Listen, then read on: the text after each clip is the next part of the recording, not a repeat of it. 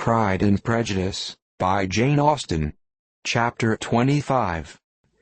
After a week spent in professions of love and schemes of felicity, Mr. Collins was called from his amiable Charlotte by the arrival of Saturday. The pain of separation, however, might be alleviated on his side, by preparations for the reception of his bride, as he had reason to hope that shortly after his return into Hertfordshire, the day would be fixed that was to make him the happiest of men. He took leave of his relations at Longbourn with as much solemnity as before, wished his fair cousins health and happiness again, and promised their father another letter of thanks. On the following Monday, Mrs. Bennet had the pleasure of receiving her brother and his wife, who came as usual to spend the Christmas at Longbourn.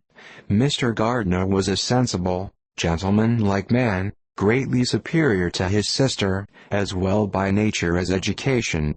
The Netherfield ladies would have had difficulty in believing that a man who lived by trade, and within view of his own warehouses, could have been so well bred and agreeable. Mrs. Gardiner, who was several years younger than Mrs. Bennet and Mrs. Phillips, was an amiable, intelligent, elegant woman, and a great favorite with all her Longbourn nieces. Between the two eldest and herself especially, there subsisted a particular regard. They had frequently been staying with her in town. The first part of Mrs. Gardiner's business on her arrival was to distribute her presents and describe the newest fashions. When this was done, she had a less active part to play. It became her turn to listen. Mrs. Bennet had many grievances to relate, and much to complain of. They had all been very ill-used since she last saw her sister. 2 of her girls had been upon the point of marriage, and after all there was nothing in it. "I do not blame Jane," she continued, "for Jane would have got Mr. Bingley if she could. But Lizzie! Oh, sister! It is very hard to think that she might have been Mr. Collins's wife by this time, had it not been for her own perverseness. He made her an offer in this very room, and she refused him. The consequence of it is, that Lady Lucas will have a daughter married before I have, and that the Longbourn estate is just as much entailed as ever. The Lucases are very artful people indeed, sister. They are all for what they can get.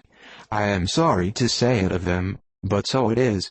It makes me very nervous and poorly, to be thwarted so in my own family, and to have neighbors who think of themselves before anybody else.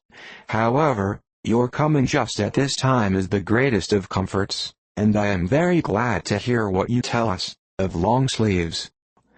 Mrs. Gardiner, to whom the chief of this news had been given before, in the course of Jane and Elizabeth's correspondence with her, made her sister a slight answer, and, in compassion to her nieces, turned the conversation.